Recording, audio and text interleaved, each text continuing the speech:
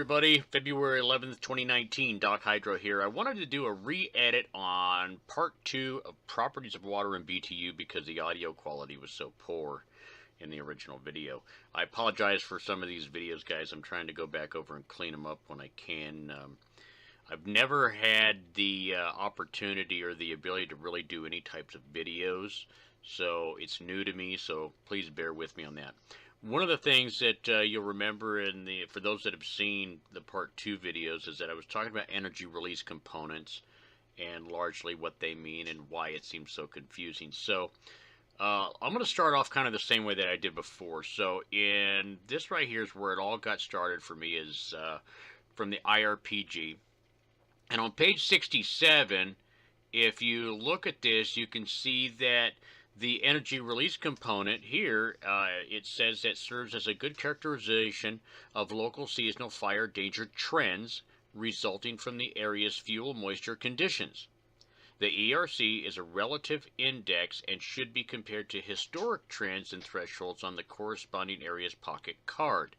The ERC relies heavily on large and live fuels, has low variability, and is not affected by wind speed. So before we get into this, I need to state that the way that I am going to describe how I use this information and what I do is entirely different, is not even comparable to the way that the folks at the National Interagency Fire Center or other predictive services use it. It's totally different, so I'm going to get that out there right now. But it did make mention of pocket cards. But before I get to the pocket cards, I want you to keep in mind this definition here. But now I'm going to go to one of the predictive service centers and show you what that definition of energy release component is. And right here, down here, the energy release component is a National Fire Danger Rating System index related to how hot a fire could burn. It is directly related to the 24-hour potential worst-case total available energy in BTUs per unit area, which is in square feet, within the flaming front at the head of a fire. Now that right there is what I'm going to talk about, is this paragraph right here. Now it also says that the ERC can serve as a good characterization of a fire season as it tracks seasonal fire danger trends well. The ERC is a function of the fuel model in live and dead fuel moisture. So this is where they start to get into different areas of what I'm going to get into. And the reason I'm going to get into it and go down this path is simply for the standpoint that typically in a fire season we get these pocket cards and we get our IRPGs if it's time for, coming back at the end of an off season. We come back, we'll get a pocket card, and we'll get a new IRPG if it happens to correspond with the time that they've been updated. And we'll get both of those. And then typically, so we'll see the IRPG page 67 in this case for the 2018 version, to where it's talking about energy release components. Well, just based upon that information alone, it does nothing for me. And then I get into these pocket cards and I look, oh, okay, so energy release components. So at 100%, so that means that we're going to have 100% of our energy release if the fire's up in here anywhere from, let's say, June to September. Well, then if you talk to some fire experts that are good at calculating this stuff, to say, well, no, it doesn't really have anything to do with that. It's more about trends and this and that and what the biomasses are doing. And it instantly gets convoluted and confused. So I didn't like that. So from that standpoint, I decided that what I needed was something more attuned and akin to what we use to fight fire. So in order to do that, we needed a relative example, something that we could compare it to, because that's how people are. We're creatures of habit, and we like to have a basis for comparison for everything. I'm no different than anybody else. So I thought I would come up with this.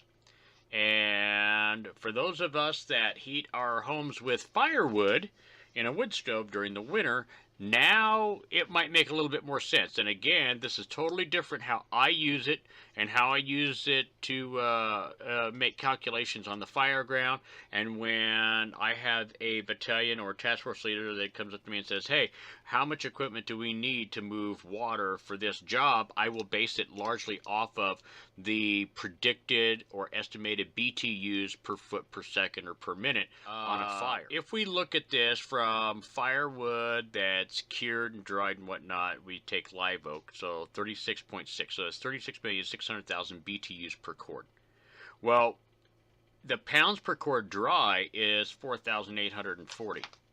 Now, if I wanted to determine what the BTU content per pound of wood is, I take this 36.6, divide it by the 4,840, and you will actually get 6,611 BTUs per pound.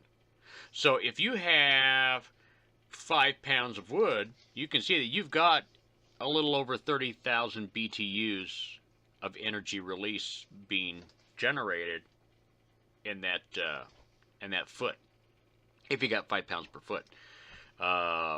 So we can go down to different ones. Doug firs at 26.5 million.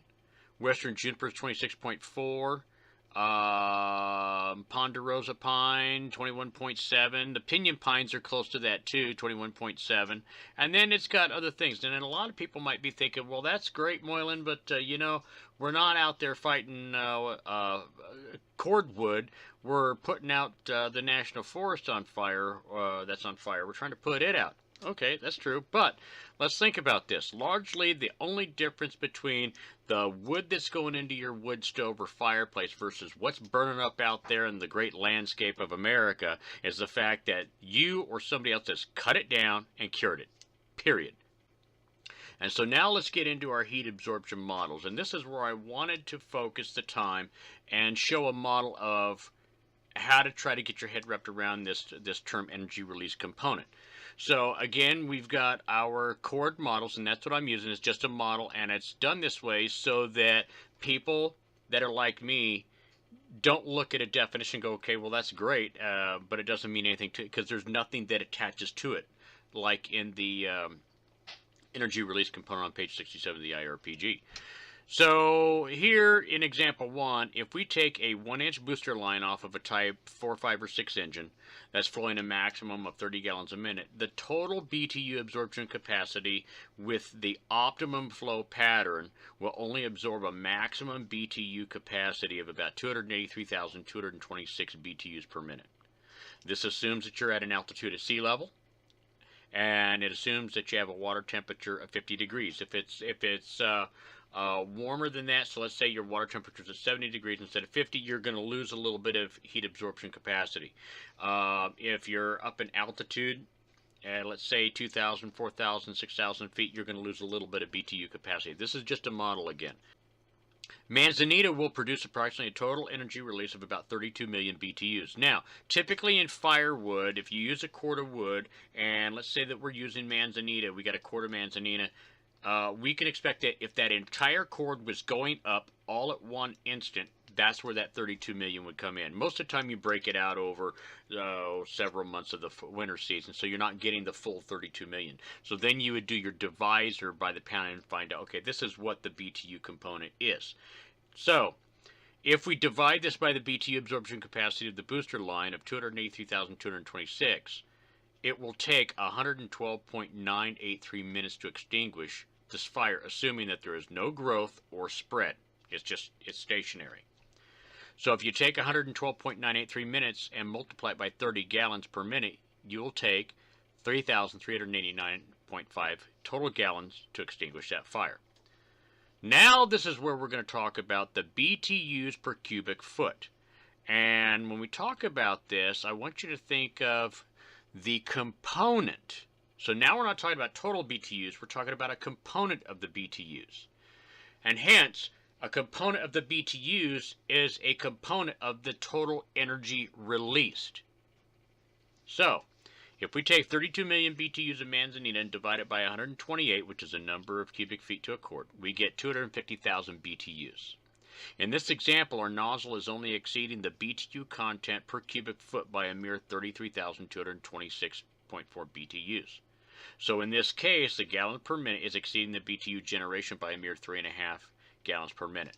And that's easy to determine what that is, and I can go over that in a minute here. So now, so this is what we've got. Now, with the 1.5 inch nozzle, combination nozzle, flowing 60 gallons a minute, which is 500 pounds per minute, this equals 566,452.8 BTUs per minute. And it would take 56.49 minutes to extinguish. So 60 times 56.4 equals 3,389 gallons. Now wait a minute. We got 3,389, but up here on a 1 inch, we got the same, 3,389. What's different? The time component. Because we're able to throw more water in less time, we're able to absorb more heat. So therefore it takes less time. But the same gallons total capacity is still being flown out there. Now let's move to a seat. With a seat dropping 750 gallons of water, not retardant, water, in that same 1 minute, would deliver 7,070,660 BTUs of heat absorption capacity, and it would take 4.51 minutes to extinguish. So 750 times 4.51 equals, again, 3,389.5 gallons. So the only thing this changes, again, the time component, and further it would be noted that the reason it appears that aircraft are better at fighting fire is not necessarily that they are, but it's because we can drop larger and larger amounts of water in that instant of time that is closer to matching the amount of BTUs being generated by the fire.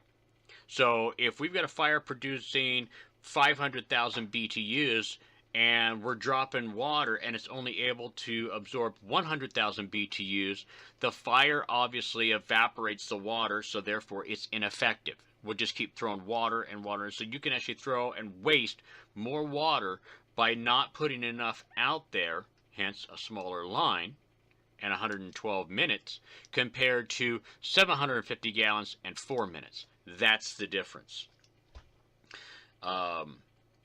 A fire, example 2, a fire producing 50,000 BTUs per foot per second with a footprint of 32 square feet, the total BTU per minute would look like so. So this is what you would do if you wanted to calculate how much water it would take. This is where we're going with this. So if you got 50,000 BTUs being generated in 32 square feet, you're going to generate 1,600,000 BTUs per foot per second. If you multiply that by 60 seconds, you will have 96 million BTUs a minute. So now, how much water in gallons per minute would be required at the proper application pattern to extinguish a fire? That means the nozzle is adjusted just right to allow for maximum aspiration and atomization of the water so that you can have the greatest surface area on the nozzle. This is why, in a lot of cases, fog nozzles are far more effective and better at absorbing and knocking out heat than a straight stream or a smoothbore. In order to answer the question, you need to determine what your altitude and your water temperature is. Obviously, the colder the water, the better, and the lower the altitude, the better. But that's not always the case. You know, we can't choose where we're going to fight fire a lot of times. Altitude we'll take for this example is 2,000 feet mean sea level, and at that altitude, water boils at 208 degrees. Our water temperature is 48 degrees, and our specific heat capacity is figured like this. 208 degrees boiling temperature minus the water temperature 48 equals 160. So our specific heat capacity is 160 BTUs per pound of water. Figuring out how much water we would need to extinguish a fire like this, assuming no acceleration of winds, again purely educational, would be done like so. You take the 96 million BTUs and divide it by the total specific heat BTU plus the steaming BTU of 970. So how that works then is that we take the 160 specific BTU from the temperature of water at 48 raising to 208 to boiling, and then there's an additional 970 BTUs per pound when you go from boiling to the conversion of steam. Add the 970 160, you get 1130. So now 96 million BTUs per minute divided by this thermal capacity tells you that you get 84,955 pounds per minute of water, which is required if you wanted to extinguish that.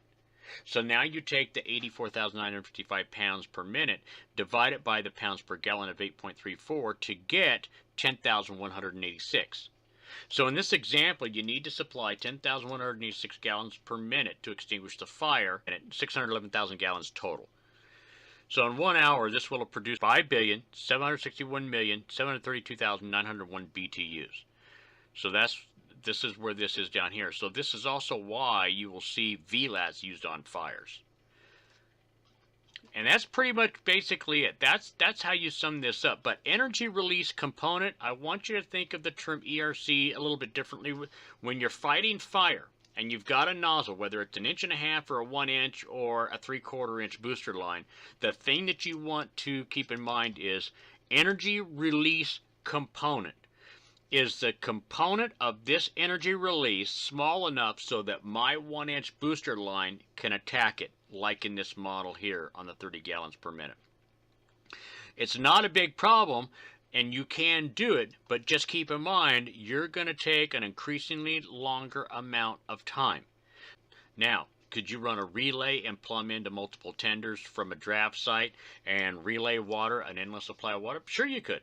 This is where part of my other videos take off from one and go into the next one. Anyway, that's it, guys. Have a good afternoon, and I'll chat later. Bye-bye.